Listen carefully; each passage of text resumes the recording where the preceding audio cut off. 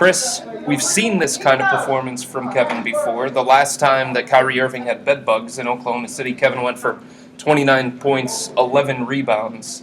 How can they get this Kevin Love when all three of the big three are playing at the same time? Well, we're not going to get that Kevin Love. When those guys are playing, the emphasis is to get LeBron and Kyrie going. And like it or not, Kevin Love is the third option on his team. But he has shown that he has the ability, when asked and called upon, to step up and produce. And he did that tonight. He did that, against Oklahoma City. But we can't expect, maybe rebounds, 18, we still can't expect that. We just can't expect those type of numbers with the roster as it's constructed. Miami found a way to make it work, though. And obviously, Chris Bosh, his numbers went down. Dwayne Wade's numbers went down. It just looked different when all three of those guys were clicking on the same page in Miami. Why can't it look like that here with the Cavs? Why hasn't it when all three play?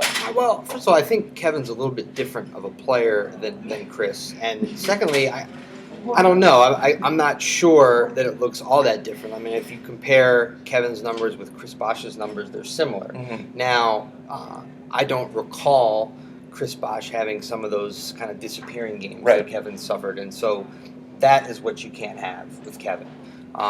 You need 17 from him or 15 from him, and you need 10 to 12 rebounds from him, but it's the way that he gets them. He needs to be a force. He needs to be aggressive.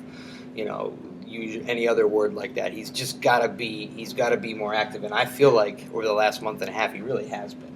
Guys have been down on Kevin Love, fans have recently, because in March he's struggled. He struggled shooting, he struggled with points, rebounds, all of those kinds of things.